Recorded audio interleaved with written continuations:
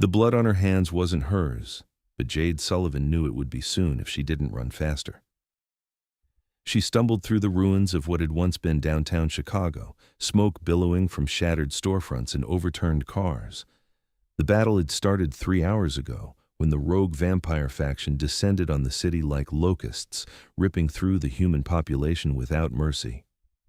Jade had been working late at the hospital when the first screams erupted, and now she was one of maybe 100 humans still alive in a 10-block radius. Her nursing scrubs were torn and filthy, her dark hair matted with ash and sweat. She pressed herself against a collapsed wall, chest heaving, trying to catch her breath. In the distance, she could hear the sounds of fighting metal on metal, inhuman shrieks, and something that sounded like thunder, but wasn't. "Please," she whispered to no one, clutching the small medical bag she'd managed to grab. Inside were supplies she'd been using to help the wounded, though most of them had died anyway. Vampires didn't leave many survivors when they fed. A shadow moved across the street, and Jade's heart stopped. The creature was tall and gaunt, with yellowed fangs and wild red eyes. A rogue. The official vampire covens had laws about killing humans indiscriminately, but these rogues had abandoned all pretense of civility. They were mindless killers now, drunk on bloodlust and chaos.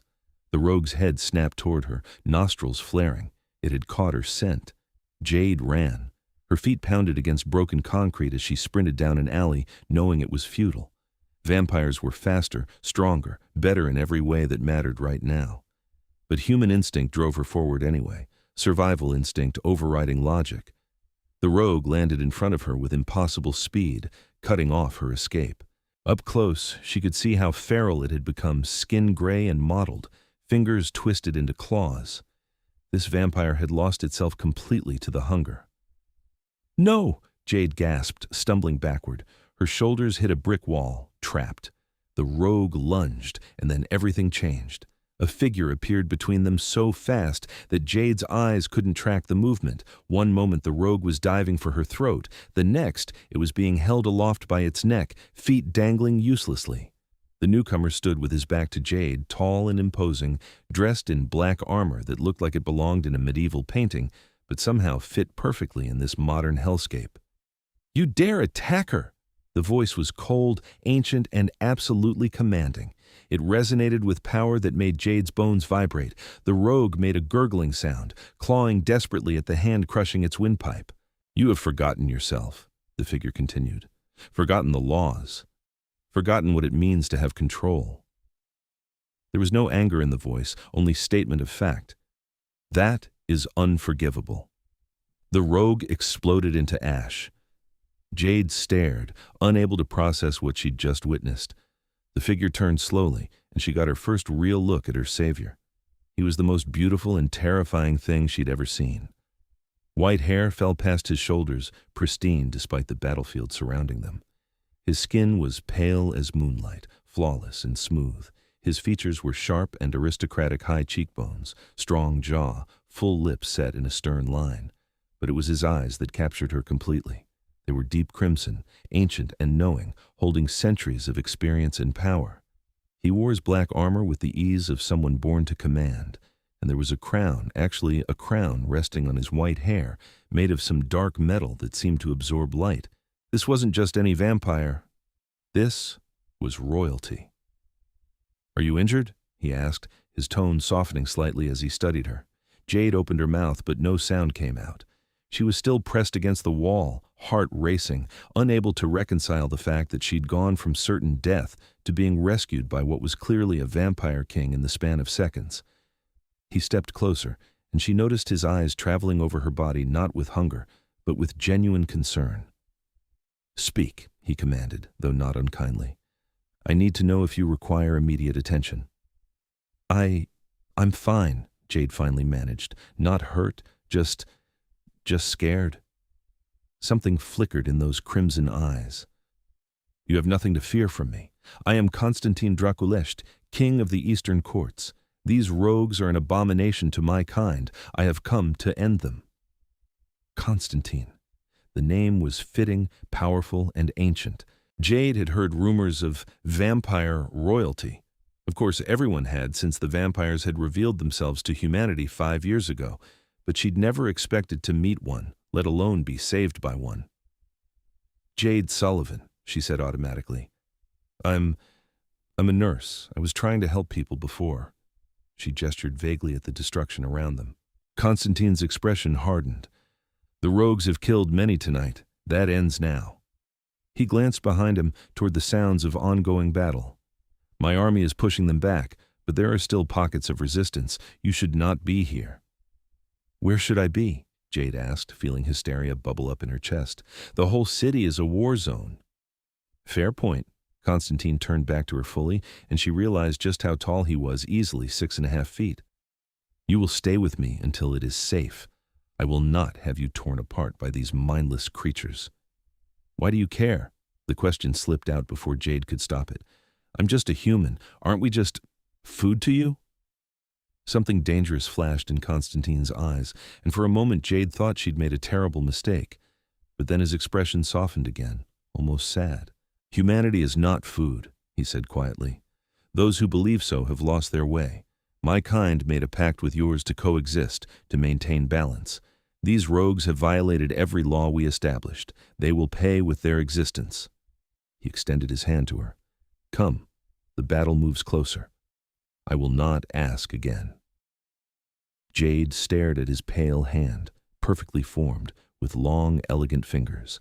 Everything in her human brain screamed that this was insane, that she shouldn't trust a vampire, king or not. But those crimson eyes held such certainty, such absolute confidence, that she found herself reaching out. The moment their fingers touched, something electric shot through her. Konstantin's skin was cool but not cold, and his grip was gentle despite the strength she knew he possessed. He pulled her away from the wall with effortless ease. "Stay close," he instructed. "Do not leave my side for any reason." They moved through the ruined streets together, Konstantin leading the way with predatory grace. Jade struggled to keep up, her human limitations painfully obvious next to his supernatural speed. He noticed and slowed his pace, adjusting to her without comment. As they rounded a corner, Jade saw the true scope of the battle for the first time. Hundreds of vampires clashed in the street ahead. On one side were the rogues' feral, vicious creatures that barely looked human anymore. On the other side were Konstantin's forces, and the difference was staggering. These vampires were organized, disciplined, beautiful in their deadly efficiency. They wore matching armor and fought with coordinated precision, cutting through the rogues like a hot knife through butter. But it was the banner flying above them that caught Jade's attention, a black dragon on a crimson field, the symbol of the Eastern courts. "Your people are winning," Jade observed, clinging to Konstantin's hand like a lifeline. "They had better be," Konstantin replied. "I trained them myself over centuries. Anything less than victory would be embarrassing." There was dry humor in his tone that surprised her. A rogue broke from the main battle, spotting them. It shrieked and charged, but Konstantin simply raised his free hand. The air shimmered, and the rogue slammed into an invisible barrier, breaking its neck instantly. "Did you just—" Jade started. "Telekinesis," Konstantin explained. "One of the benefits of age and royal blood. I have had many centuries to develop my abilities." "How many centuries?" He glanced at her with what might have been amusement. "It is impolite to ask an elder vampire their age. But since you are curious, I was born in the year 843 by your calendar. I have seen empires rise and fall, witnessed humanity's evolution from mud huts to skyscrapers. I am what you would call ancient." Jade's mind reeled trying to comprehend that kind of lifespan. This being beside her had lived for over 1,000 years. He'd walked the earth when Vikings ruled the seas, when castles were the height of military technology. And now, here he was, in modern Chicago, holding her hand and protecting her from his own kind's mistakes. The battle intensified ahead, and Konstantin pulled her behind an overturned bus for cover. Jade pressed against the metal, listening to the sounds of combat, the clash of weapons, the screams of the dying, the crackling of supernatural power being unleashed. "Why did they go rogue?" she asked, needing to understand. "What makes a vampire lose control like that?" Konstantin's jaw tightened. "Weakness, lack of discipline. The hunger for blood is strong in all my kind, especially the young. It requires constant control, constant vigilance. Those who cannot master themselves become what you see here, animals driven only by instinct. He looked down at her. It is our greatest shame. But you're not like that. I have had over a millennium to perfect my control. His crimson eyes held hers. And I was raised in a time when honor meant something. These rogues are mostly young vampires who were turned carelessly, without proper guidance or training. Their makers abandoned them, left them to figure out immortality alone. This is the result. Jade felt unexpected sympathy stir in her chest. She'd seen enough trauma in her nursing career to recognize the signs these rogues weren't evil. They were broken, lost. That's actually really sad. Konstantin looked surprised by her compassion. Most humans only see the monsters. You see the tragedy. I'm a nurse. I've seen what happens when people don't get the help they need. This isn't that different, really. Just bigger stakes. Something shifted in Konstantin's expression, a warmth entering those ancient eyes. You have an unusual perspective, Jade Sullivan. He said her name carefully, tasting it. I find it refreshing. Before Jade could respond, a massive explosion rocked the street. Both of them were thrown backward, and Jade felt Konstantin's arms wrap around her instantly, his body taking the impact as they hit the ground. He rolled them behind a concrete barrier, shielding her completely with his larger frame. Are you hurt? He demanded, his face inches from hers. No, I'm okay. You? He smiled slightly, the first real smile she'd seen from him. It transformed his face from stern and regal to devastatingly handsome. I have survived far worse than explosions, little one. It would take much more to harm me. The term of endearment shouldn't have made her stomach flutter, but it did. Jade became acutely aware of their position, Konstantin's body covering hers, his face so close she could see flecks of darker red in his crimson irises, his white hair falling around them like a curtain. He smelled like winter air and old books and something indefinable that made her want to lean closer. This was insane. She was in the middle of a battlefield, covered in other people's blood, and she was having some kind of moment with a vampire king who was over 1,000 years old. Konstantin seemed to realize their proximity at the same time. He pulled back slightly, though he didn't move completely away. We need to keep moving. My forces are pushing the rogues toward the lake. There will be a final confrontation there. He stood in one fluid motion and lifted Jade to her feet with him. But this time, instead of just taking her hand, he swept her up into his arms without warning. What are you doing? Jade gasped, grabbing onto his shoulders for stability. You are too slow on foot, Konstantin stated matter-of-factly. And I will not risk losing you to some stray rogue while you struggle to keep pace. This is more efficient. I'm not exactly light, Jade protested, embarrassed. Konstantin looked at her with genuine confusion. You weigh nothing to me. I could carry you for days without tiring. He adjusted his grip, cradling her more securely against his armored chest. Now hold on. We move faster from here. Before Jade could argue further, Konstantin launched into motion.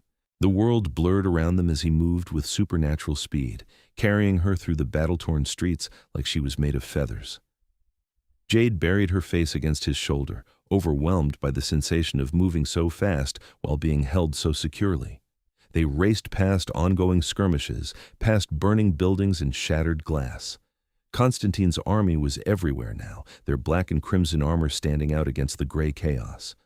And wherever Konstantin appeared, his soldiers seemed to fight harder, their movements more precise. Their king's presence on the battlefield inspired them. They reached the lakefront in minutes, a journey that would have taken Jade half an hour on foot. Konstantin slowed but didn't put her down, carrying her toward a large group of his soldiers who were forming ranks near the water. The rogues were being herded toward them from all directions, a coordinated trap closing.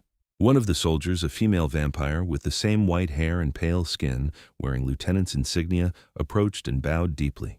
My king, she said in a melodious voice, the rogues are cornered. We await your command.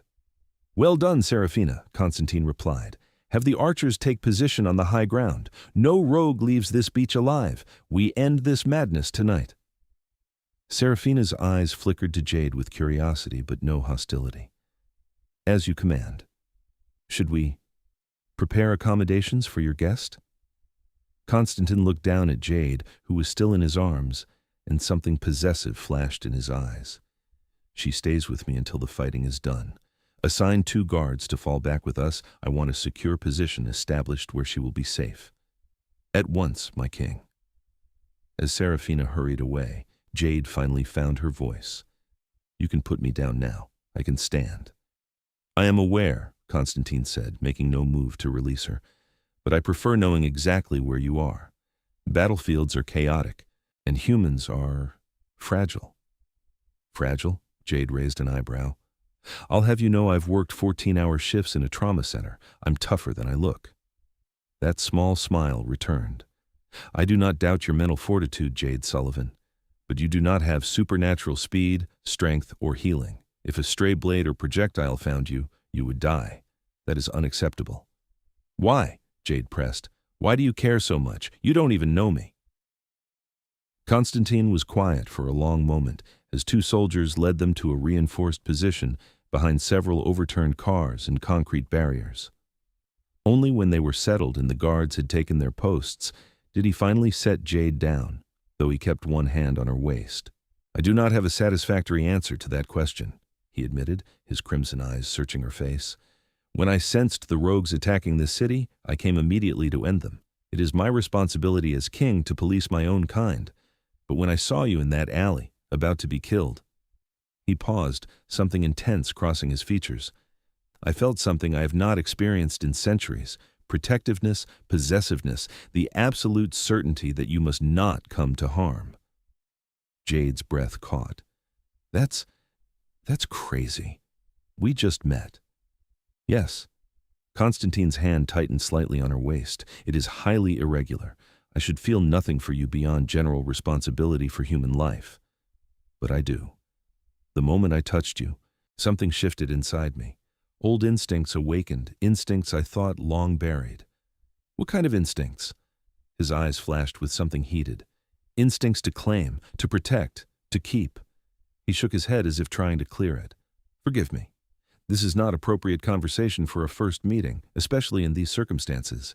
I am usually far more controlled.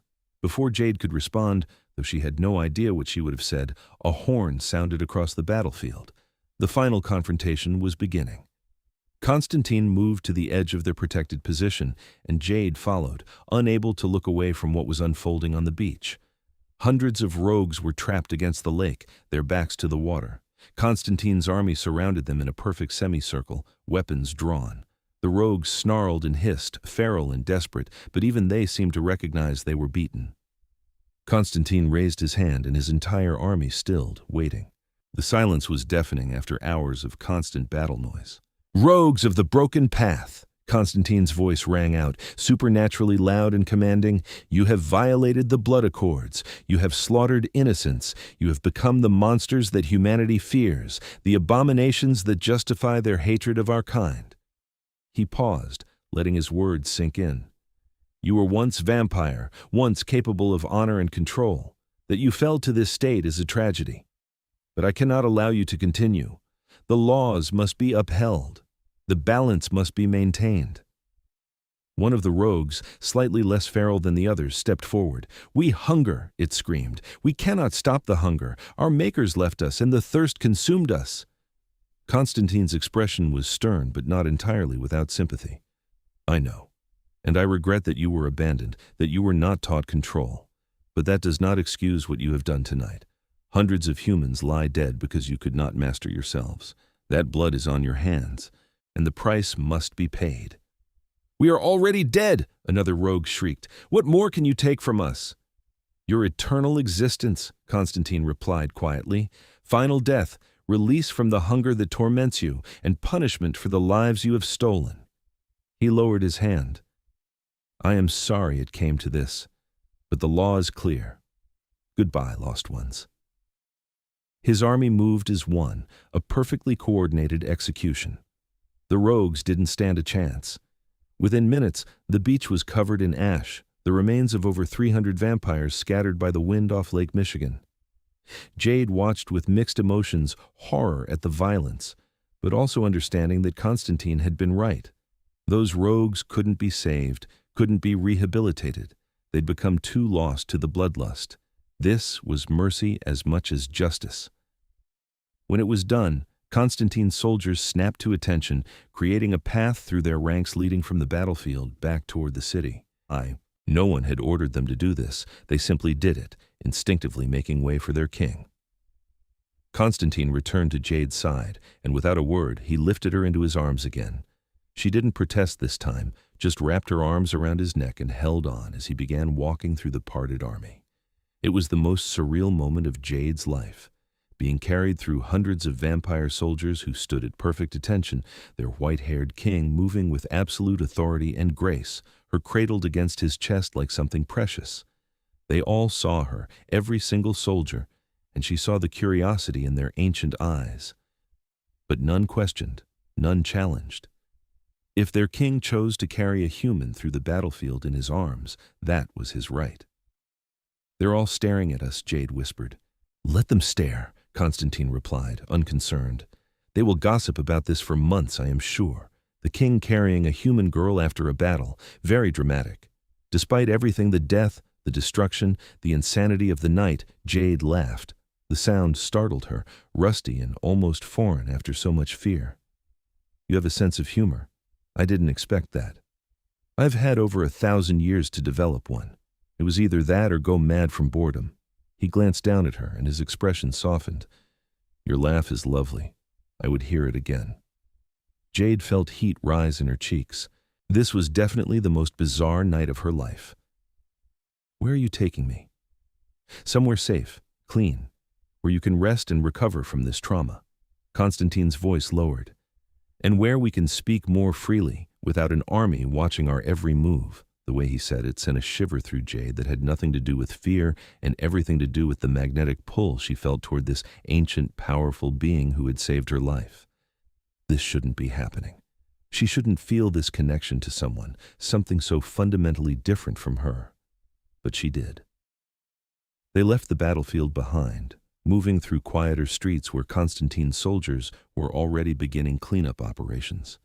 Dawn was still hours away, but the battle was over. Chicago had been saved from the rogue attack, though the death toll would be devastating.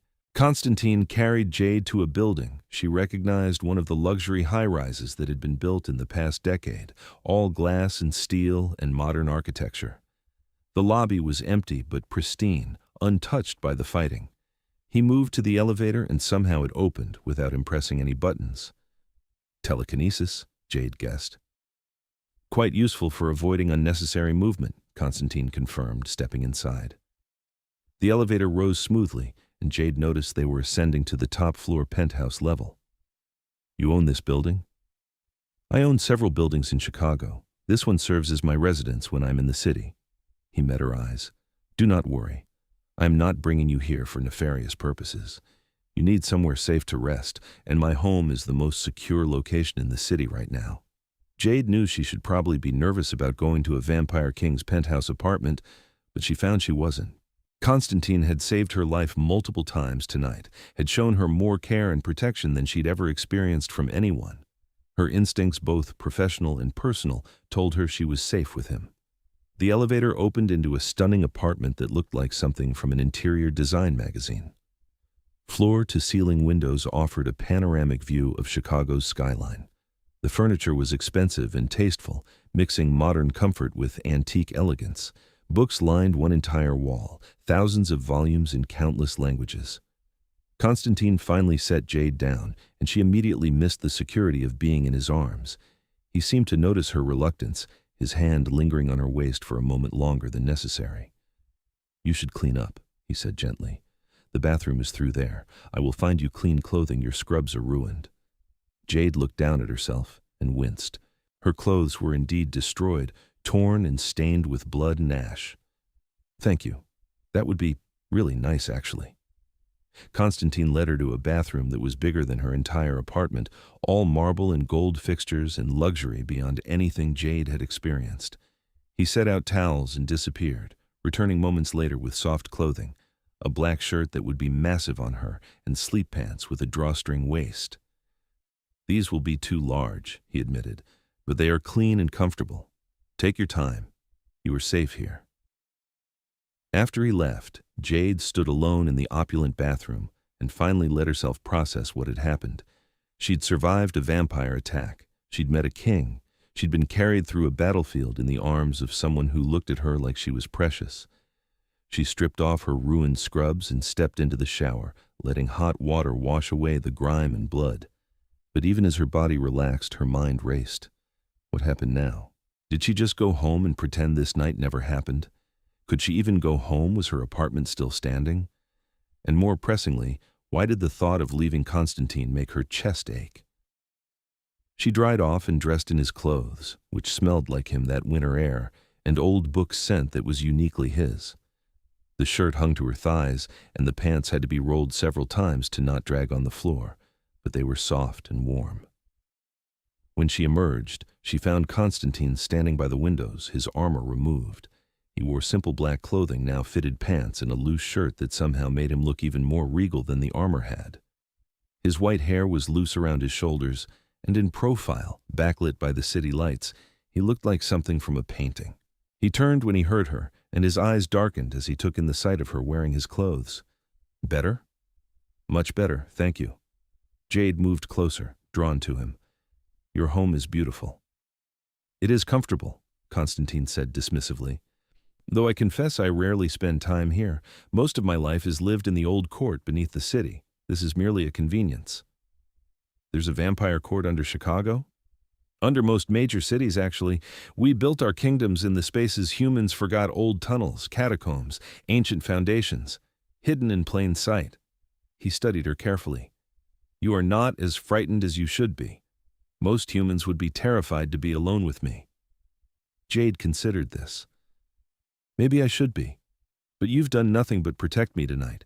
You could have left me to die a dozen times, but you didn't. You carried me away from danger. You brought me somewhere safe." She met his crimson gaze steadily. "Why would I fear someone who's shown me nothing but kindness?" Konstantin moved closer, and Jade's heart rate picked up, though not from fear. "You see more than most," he said quietly. "You look at me and see a person, not a monster. That is rare." "Are you a monster?" Jade challenged. "I have done monstrous things." His voice was rough with honesty. "I have lived for over a millennium. I have killed countless enemies, ruled with an iron fist, made decisions that cost lives. I am not good, Jade Sullivan. I am powerful and ancient and dangerous." "But you're not evil," Jade said with certainty. "Evil wouldn't care about those rogues being abandoned. Evil wouldn't have given them a chance to surrender. Evil wouldn't have saved a random human nurse for no reason." Konstantin's hand came up to cup her face, his cool palm against her warm skin. "Perhaps you bring out something in me that has long been dormant, something almost human." Jade leaned into his touch without thinking. "What happens now? After tonight?" "That depends." His thumb brushed across her cheekbone with infinite gentleness. "I should return you to your life, ensure you are compensated for your trauma, perhaps erase your memory of this night so you can move forward without fear." "You can do that? Erase memories?" "Yes. An elder vampire of my power can manipulate minds with ease." He paused. "But I find myself deeply reluctant to do so. I do not want you to forget me, Jade, even though it would be kinder, safer for you." Jade's hand came up to cover his, pressing it more firmly against her face. "I don't want to forget. Even though tonight was terrifying, even though I saw horrible things, I don't want to forget meeting you." Something like relief crossed Konstantin's features. "You understand what you are saying? If you remember me, you will not be able to simply return to your normal life. The supernatural world does not release people easily once they are truly aware of it. My normal life included working 70-hour weeks at a hospital, going home alone to a tiny apartment, and wondering if this was all there was." Jade surprised herself with the admission. "Tonight was the most alive I've felt in years. Terrified, yes, but alive. And that was mostly because of you." Konstantin's other hand came up to frame her face, his tall form bending toward her. "I should not do this," he whispered. "You are human, mortal, so young compared to me. There is every reason why this is wrong." "But," Jade prompted, her heart pounding so hard she was certain he could hear it, "but I find I do not care about should or reason. His crimson eyes blazed with intensity. "I have walked this earth for over 1,000 years, and in all that time, I have never felt what I felt the moment I touched you. Connection, recognition, as if something in my dead heart remembered how to beat." "That's impossible," Jade breathed. "Yes," Konstantin agreed, "completely impossible. And yet here we are." He kissed her. It was soft at first, questioning, giving her every chance to pull away. But Jade didn't want to pull away. She pressed closer instead, her hands sliding up his chest to curl into his shirt. Konstantin made a sound low in his throat and deepened the kiss, his arms wrapping around her waist to lift her against him. This was insane. This was impossible. This was everything. When they finally broke apart, both breathing hard, though Konstantin didn't technically need to breathe, Jade felt dizzy with emotion and sensation. Konstantin rested his forehead against hers, his eyes closed. "Well, what is this?" he murmured. "What are you doing to me, little human?" "The same thing you're doing to me," Jade replied, "making me feel things I shouldn't feel, want things I shouldn't want." Konstantin pulled back enough to look at her properly. "If we pursue this, if we explore what is between us, it will not be easy. My world is dangerous. There are laws about humans and vampires becoming involved, politics, enemies who would use you against me. So we'd have to be careful. Very careful." His hand came up to tuck a strand of her damp hair behind her ear. "And patient. I would not rush this, would not risk you for a moment of passion. If you choose to stay in my life, I will protect you with everything I am. But you must understand the stakes." Jade thought about her quiet, lonely life, her predictable routine, the feeling that she was watching life pass by from behind glass. Then she thought about tonight, the terror, yes, but also the electricity of being in Konstantin's presence, the way he looked at her like she was precious, the feeling of being truly, completely alive. "I understand," she said firmly, "and I want to try. Whatever this is, I want to see where it goes." Konstantin's smile was brilliant, transforming his face completely. He looked younger, less burdened. "Then we will take this slowly, properly. I will court you as you deserve to be courted." "Court?" Jade couldn't help laughing. "That's very old-fashioned."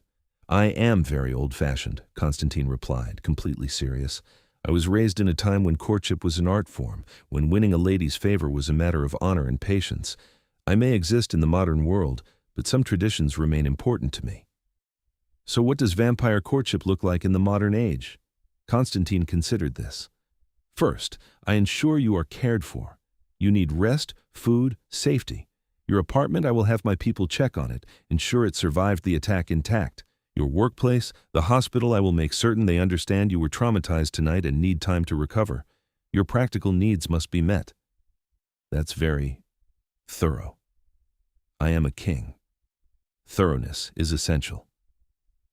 He guided her to a plush sofa and sat beside her, maintaining contact. "Then, I will spend time with you, learn about you. What makes you happy, what you fear, what you dream. I want to know everything, Jade Sullivan." "And I want to know about you," Jade said. "You've lived over 1,000 years. That's so many stories, so much history. Some of it is beautiful, much of it is dark." Konstantin's expression grew serious. "I will not lie to you about what I am, what I have done. If we are to have any chance of making this work, you must see all of me, not just the protective king who saved you tonight, but the ruthless ruler who has made hard choices, who has blood on his hands." "Everyone has darkness in them," Jade said quietly. "I see it every day at the hospital. People at their worst, their most desperate. But I also see people at their best, their most courageous. We're all complicated. You have remarkable wisdom for one so young." "I'm 26, I'm not that young." Konstantin's lips twitched. "Forgive me. From my perspective, anyone under a century old is quite young indeed. It is something I must remember to adjust for." They talked for hours as dawn approached. Konstantin told her about the vampire courts, the political structures that kept their society functioning. He explained how he'd become king through strength, intelligence, and the ability to unite fractious vampire factions under one rule. He spoke of the centuries spent building his power, the alliances made and broken, the enemies defeated. In turn, Jade told him about her life growing up in suburban Illinois, going to nursing school, the satisfaction and heartbreak of medical work. Her strained relationship with her parents, who'd wanted her to be a doctor, not a nurse. Her few failed relationships with men who couldn't handle her demanding career. They were fools, Konstantin said flatly when she mentioned her exes. To have you and not recognize your value. Maybe they just weren't the right fit, Jade said diplomatically. No, they were fools. Konstantin's possessiveness was showing again, and Jade found she liked it. There was something deeply satisfying about this powerful being wanting her, valuing her. As the sky outside began to lighten, Konstantin grew tense. Jade noticed immediately. The sun? Yes, I must retreat to the lower levels soon. Direct sunlight will not kill me my age, and power provides some protection, but it is extremely uncomfortable and weakens me significantly. He looked reluctant to leave her. You should sleep. The guest room is prepared, and you will be perfectly safe here. My security is extensive. When will I see you again? Tonight, if you wish. I will return after sunset. He stood, pulling her up with him. Sleep, recover. I will have food brought to you, and someone from my staff will contact you about your apartment and workplace. All will be handled. Konstantin, Jade said as he moved toward a door that presumably led to his daytime sanctuary. Thank you. For everything. He turned back, crossed the distance between them in 2 strides, and kissed her again, this time with more passion, more promise. When he pulled away, his eyes were blazing crimson. Thank you, he said roughly, for seeing me, for not running, for being brave enough to give this a chance. Another softer kiss. Sleep well, little one. I will dream of you in the darkness. Then he was gone, disappearing through the door and leaving Jade alone in the enormous penthouse, her lips tingling and her heart racing. She made her way to the guest room, which was as luxurious as the rest of the apartment, and collapsed onto a bed that felt like a cloud. Despite her exhaustion, sleep didn't come immediately. Her mind replayed the night's events over and over, the terror, the violence, the impossible beauty of Konstantin carrying her through his parting army. When she finally slept, she dreamed of crimson eyes and winter-white hair, of strong arms holding her safe, of a voice promising protection and something more. She woke in late afternoon to find a text on her phone, which someone had retrieved from her locker at the hospital, apparently. The message was from an unknown number. Your apartment is intact. Your supervisor has been informed you are taking emergency leave with full pay. You are safe. Food is in the kitchen. Rest. I will see you after sunset. K. Jade smiled at the message, at the efficiency and care behind it. She explored the penthouse in daylight, finding the kitchen stocked with fresh food, human food, she noted with amusement. Konstantin must have had his people shop specifically for her. She spent the day resting, reading some of the books from Konstantin's collection, and trying to process her new reality. By the time sunset approached, she was nervous and excited in equal measure, having changed back into Konstantin's clothes after another shower. She felt his presence before she heard him, a shift in the air, a sense of power entering the space. Then he was there, emerging from his sanctuary dressed in elegant modern clothing, his white hair perfectly arranged, looking every inch the ancient king. You are still here, he said, and there was relief in his voice. Did you think I'd leave? Jade asked. I thought you might come to your senses in daylight, realize the insanity of what we discussed.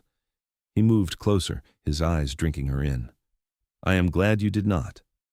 I almost did, Jade admitted.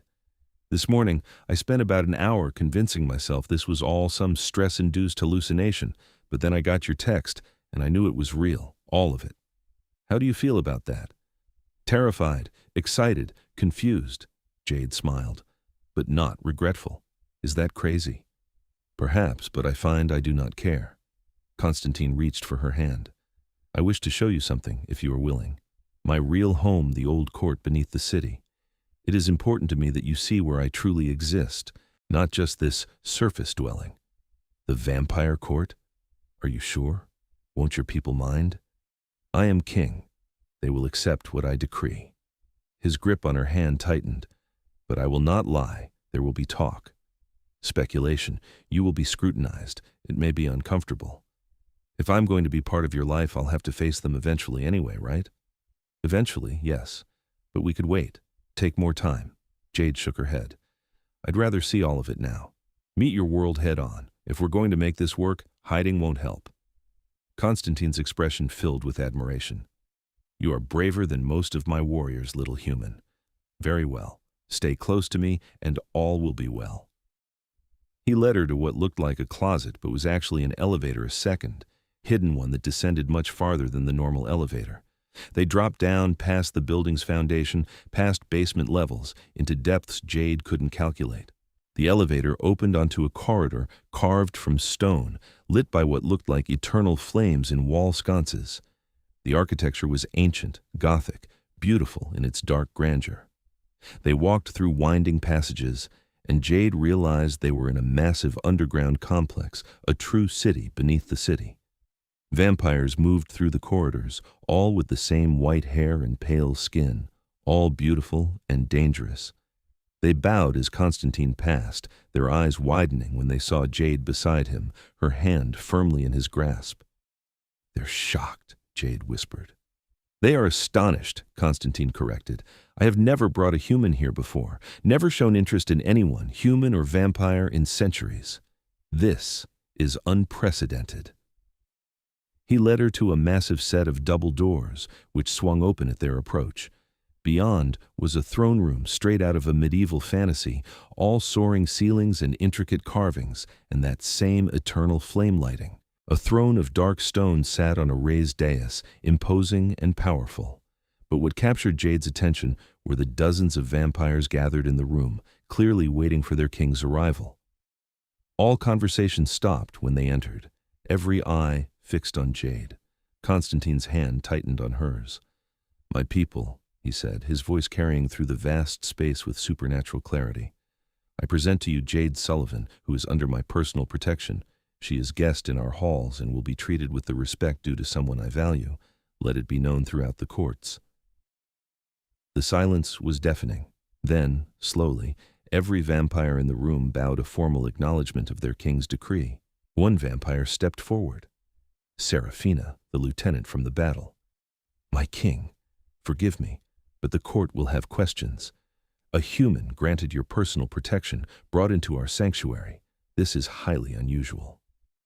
I am aware, Konstantin replied coolly, and the court may direct their questions to me directly. Miss Sullivan is not to be interrogated or made uncomfortable. Am I understood? Of course, my king. Serafina bowed again, but her eyes were curious as they studied Jade. Not hostile, Jade realized with relief, just intensely interested. Konstantin led Jade to the throne, and to her shock, he sat and pulled her down to sit beside him, not on the floor, but on the arm of the throne, her body angled toward his. The position was intimate, possessive, and made a clear statement to everyone watching. You are staking a claim, Jade murmured, barely audible. Yes, Konstantin replied quietly. I am making it clear that you are mine to protect, mine to value. In vampire society, such public declaration carries weight. It will discourage anyone from viewing you as prey or as weak. You're what exactly? I'm sitting on your throne. His smile was small but warm. That is for us to define. For now, you are under my protection. What you become beyond that, time will tell. The court session that followed was fascinating. Vampires approached the throne with various concerns, territory disputes, requests for resources, updates on rogue hunting operations in other cities. Konstantin handled each matter with wisdom and authority, making decisions quickly and fairly. And through it all, Jade sat beside him, watching him rule. She began to understand the weight he carried, the responsibility of leading an entire supernatural society. He wasn't just powerful, he was needed. His people relied on his strength and judgment. After several hours, Konstantin dismissed the court and led Jade away, through more corridors to a private chamber that was clearly his personal space. It was elegant and comfortable, filled with more books and art and comfortable furniture. A study fit for an immortal king.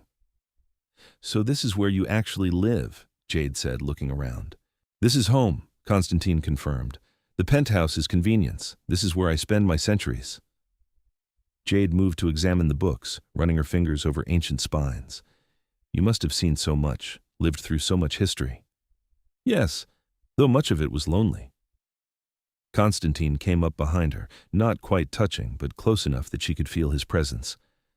I have had lovers over the centuries, brief connections, but nothing that lasted, nothing that felt real. I began to think I had outlived my capacity for genuine feeling. And now?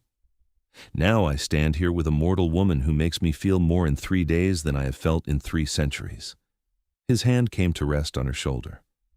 It is exhilarating and terrifying. Jade turned to face him. I know this is fast. I know we barely know each other.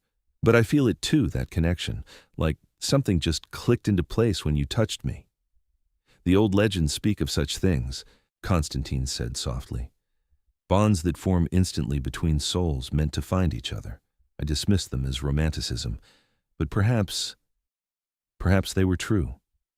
They stood together in the quiet of his study, the weight of the moment settling around them.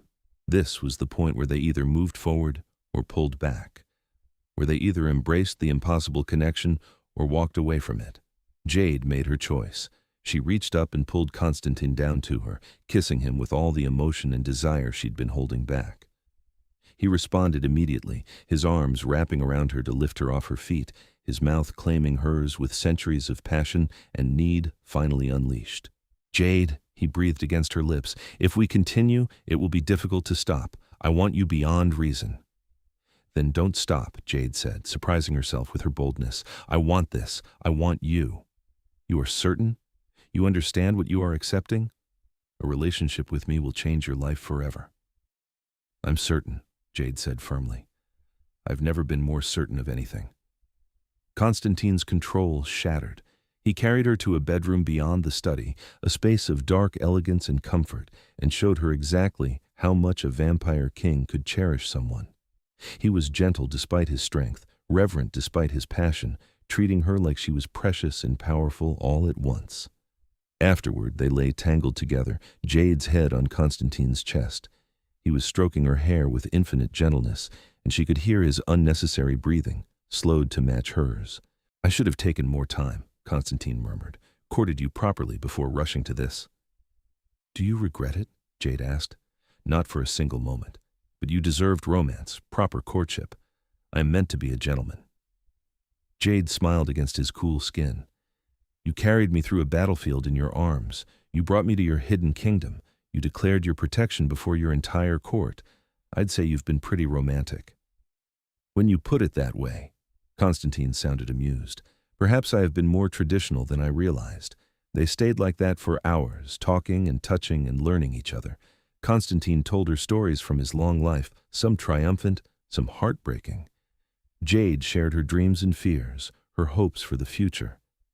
They were building something, she realized, a foundation of trust and understanding to support the impossible passion between them. As dawn approached again, Konstantin grew reluctant to let her leave his arms. Stay, he said. Sleep here. I will rest in the next room during the day, but I want you close. What about my life? Jade asked, though she wanted nothing more than to stay. My job, my apartment, my normal existence? Keep them if you wish, Konstantin said immediately. I would never ask you to abandon your life, your identity. But perhaps you could spend your nights here with me? I will make certain you can travel safely between worlds. Living 2 lives, human by day, with you by night? If you are willing. I know it is much to ask. Jade thought about it. Her life had felt empty before, lonely and routine. Now she had the chance to keep her meaningful work at the hospital while also having something extraordinary, someone extraordinary in her life. Yes, she decided. I can do that. It won't be easy balancing everything, but I want to try. Konstantin's relief was palpable. I will make it work. Whatever you need, whatever support would help, you will have it. They worked out the logistics over the next several nights. Konstantin arranged for secure transportation for Jade between the surface and the old court. He made certain her apartment was fortified with supernatural protections. He even had her hospital schedule sent to him, so he would know when she was working and when they could be together. Jade returned to work after a week, and her colleagues were fascinated by her story of surviving the rogue attack. She kept the details vague. She'd been rescued by one of the official vampire forces. She'd hidden until the fighting ended. No one needed to know about the vampire king who'd carried her away, or the impossible romance developing in the depths beneath the city. Her life fell into a new rhythm. Days spent working at the hospital, helping people, using her skills and training. Nights spent in the old court with Konstantin, learning about vampire society, attending court functions at his side, and deepening their relationship. The vampire community gradually accepted her presence, though there was gossip. The king's human, they called her. Some were curious, some disapproving, but all respected Konstantin's decree of protection. No one would dare harm her. Serafina became an unlikely ally, assigned by Konstantin to help Jade navigate vampire politics and etiquette.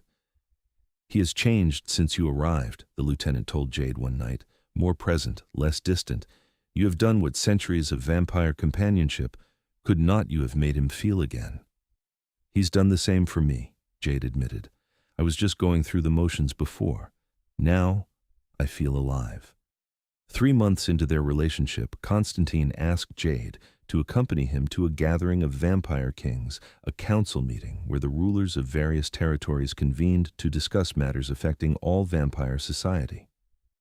It would be the first time other vampire rulers saw her with Konstantin. "They will judge me," Jade said nervously as they prepared for the journey. "They will judge us both," Konstantin corrected. "A vampire king taking a human mate is unprecedented in modern times, but I care nothing for their opinions. You are mine, and I am yours. Let them think what they wish." The council met in a castle in the mountains of Romania, Konstantin's ancestral homeland.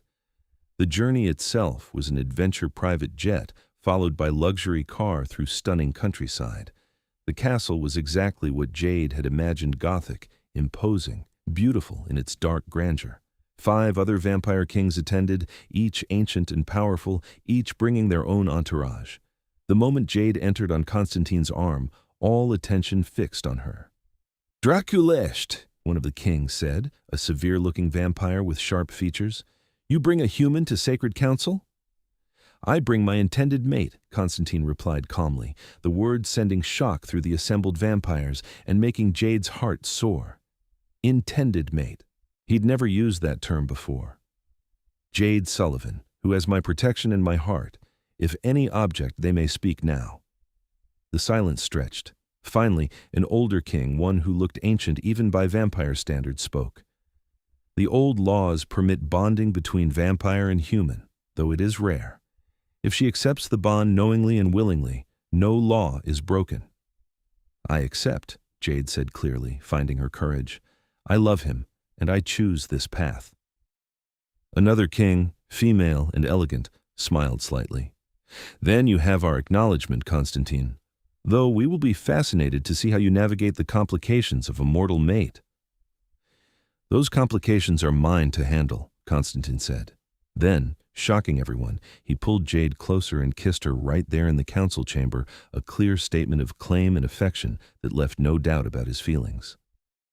The council meeting proceeded, but Jade barely remembered the political discussions. Her mind was spinning with Konstantin's declaration. Intended mate. He meant it. He wanted forever with her, or as close to forever as her mortal life would allow. That night, in their private chambers, Konstantin explained. "In vampire culture, a mate bond is sacred. It means I claim you as mine and you claim me as yours.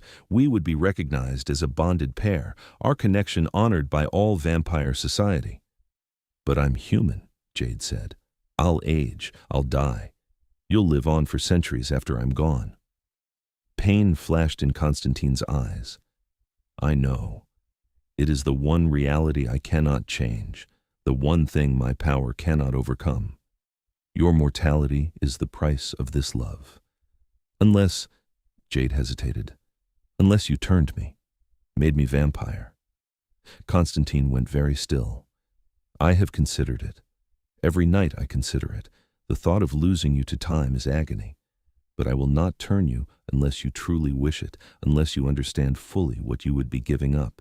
Humanity, daylight, the simple pleasures of mortal life. You would gain immortality but lose so much else." "I would gain you," Jade pointed out. "Forever. You do not have to decide now. You are young. You have decades of human life ahead. We have time to consider this carefully. He cupped her face in his hands. But know that I would turn you if you asked. The thought of eternity with you is the only thing that makes eternity bearable. Jade kissed him softly.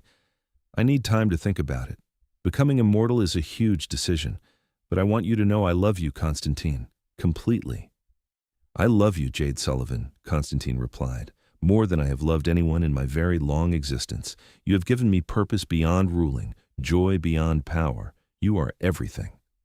They returned to Chicago, to their life split between two worlds. Jade continued working at the hospital, finding satisfaction in helping people. Konstantin continued ruling the Eastern courts, maintaining order and justice among vampire society. And together, they built something beautiful, a relationship that defied every expectation and limitation. 6 months after they met, Jade found herself in a dangerous situation. A group of vampire extremists, those who believed humans should be subjugated, not treated as equals, attempted to kidnap her to strike at Konstantin. They ambushed her leaving the hospital one night, overwhelming the guards Konstantin had assigned. But they had underestimated both Jade's determination and Konstantin's protection. She fought back with everything she had, buying time until Konstantin arrived. And when he did, his fury was terrible to behold. Jade had never seen him truly angry before. He'd always been controlled, regal, measured, but seeing her hurt, seeing vampires daring to touch what was his, unleashed something primal in him. He tore through her attackers with savage efficiency, his power on full display. The extremists didn't stand a chance against an ancient vampire king defending his mate. When it was over, Konstantin cradled Jade in his arms, checking her for injuries with hands that shook slightly. I should have protected you better, he said roughly. Should have anticipated this. You can't be everywhere all the time, Jade said, though she was shaking too. But you came when I needed you. You always do. He carried her back to the old court, carried her through the underground city, through his halls to his private chambers. His people saw her disheveled and bloodied in their king's arms and understood immediately what had happened. Word spread quickly. By morning, every vampire in the eastern courts knew that touching Jade Sullivan meant incurring the king's wrath. In the aftermath, as Jade recovered from minor injuries, she made her decision. Turn me, she told Konstantin. I want to be vampire. I want forever with you. Jade, you have just been traumatized. This is not the time for such a choice. It's exactly the time, Jade insisted. Tonight showed me that I'm vulnerable because I'm human. I'm a weakness others can exploit against you. But more than that, I don't want a handful of decades with you. I want centuries. I want to stand beside you as your equal, not as the fragile human you have to constantly protect. You are already my equal in every way that matters. Then make me your equal in power too. Please, Konstantin, this is what I want. They discussed it for hours, Konstantin ensuring she understood every aspect of the transformation, the pain, the change, the loss of daylight and many human experiences. But Jade was certain. She'd found her place, her purpose, her love. She wanted to keep it forever. The turning was done in private, with only Konstantin present. He made it as gentle as possible, but the transformation was still agony, 3 days of her body dying and remaking itself, of cellular change and supernatural power flooding her system. Konstantin never left her side, holding her through the worst of it, giving her his blood to complete the change. When Jade woke on the 4th day, the world had transformed. Colors were more vivid, sounds sharper, every sense heightened beyond human capacity. And the hunger she understood now what Konstantin had meant about control. The thirst for blood was overwhelming, demanding. But Konstantin was there, teaching her, guiding her, helping her master the new instincts.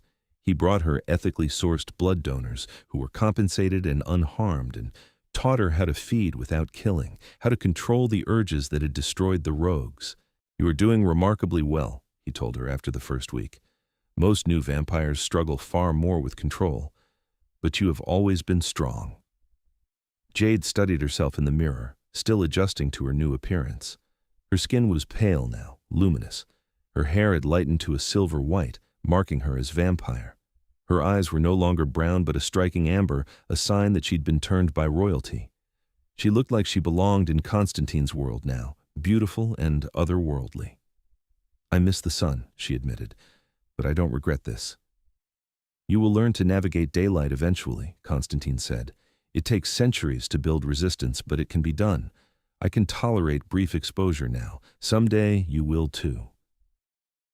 The Eastern courts formally recognized Jade's transformation and her bond with Konstantin. She was presented as his mate before the full assembly, and this time, when she stood beside his throne, she sat on it with him, equal in power, equal in status, queen to his king. Jade had to leave her hospital job, unable to work days anymore. It was one of the few true losses that hurt. But Konstantin helped her find new purpose. She became a healer to the vampire community, using her medical knowledge to help injured vampires recover. It wasn't the same as helping humans, but it was meaningful work that saved lives. Months passed, then a year. Jade adapted to immortal life, to vampire society, to her role as queen of the Eastern courts. She and Konstantin became a legendary pair, the ancient king and his mortal-turned-vampire mate, whose love had defied convention and expectation. They had centuries ahead of them now. Time to explore the world together, to build their kingdom, to simply exist in each other's presence. The passion between them never faded. If anything, it grew stronger as Jade grew into her power and confidence. 2 years after that fateful night when Konstantin had carried her across the battlefield, they stood together on the balcony of his penthouse, looking out over Chicago. The city sparkled below them, unaware of the vampire kingdom in its depths, of the love story that had unfolded in darkness. "Do you ever regret it?" Konstantin asked quietly. "Giving up humanity for me?" Jade took his hand, their fingers intertwining perfectly. "Never.